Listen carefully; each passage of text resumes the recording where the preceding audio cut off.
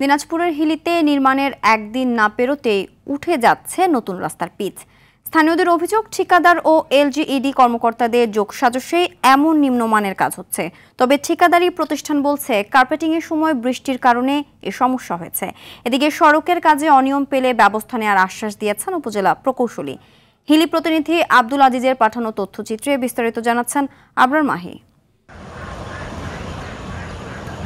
দিনাজপুরে হিলির খট্টা মাধবপাড়া ইউনিয়নের হিলি বিরামপুর সড়কের লোহাচড়া মোড় থেকে গ্রামের ভেতর পর্যন্ত প্রায় 1.5 কিলোমিটার সড়ক মেরামতের জন্য টেন্ডার প্রক্রিয়া সম্পন্ন করে উপজেলা প্রকৌশল অধিদপ্তর। 24,95,000 টাকার কাজটি পায় দিনাজপুরের ঠিকাদারি প্রতিষ্ঠান মতিন এন্টারপ্রাইজ।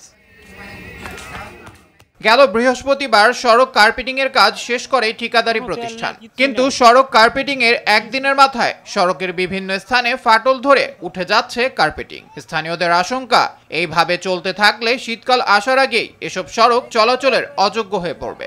রাস্তার কাজ ভালো না, রাস্তাতে বৃষ্টি পড়েছে, ওই সময় পিচ মারিছে, ওই পিচ তো কাজ করবে না রাস্তায়। কালকে রাস্তা করে দিয়ে চলে গেছে, আমরা আজকে আসতে দেখি রাস্তা চড়া ধরে ধরে উড়ে যাচ্ছে। অন্ধকারের মাঝে করে গেছে, আমরা বাধা দেওয়ার পরেও রাস্তা ভালো করেনি। বৃষ্টির মধ্যে কাজ করেছে, তেলটা কাজও লাগে নাই, তেল তো দেয় নেই, তারপরেও পিচও কম হয়ে গেছে, রাস্তাটা ফুলে একবারে খুলে পড়ে যাচ্ছে। আমরা কখনো দেখিনি যে রাতের মধ্যে কাজ হওয়া, এটা রাতে কাজ হয়েছে, আমরা নিষেধ করছিলাম। সবকিছু বেহাল অবস্থা, কালকে যে কাজ করছে আজকে সব উঠে গেছে।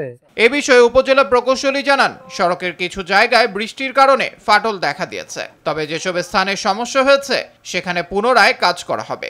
এই বৃষ্টির কারণে যেহেতু এটা হয়েছে, যদি কোনো সমস্যা হয় তাহলে তো রেকটিফাই করবোই, আর রেকটিফাই যখনই করবো তখন তো ঠিকাদারের বিপক্ষে চলে গেল। পরবর্তীতে ঠিকাদারের সাথে কথা হয়েছে এবং তিনি বলছে যে এই আকাশটা ভালো হওয়ার সাথে সাথে আমি সেটা রেকটিফাই করে দেব। বিষয়টি তদন্ত করে সংশ্লিষ্ট ঠিকাদারের বিরুদ্ধে ব্যবস্থা গ্রহণ সহ শিডিউল মোতাবেক যেন সঠিকভাবে কাজ হয় সেটি নিশ্চিতের দাবি স্থানীয়দের। আবরার মাহি, RTV।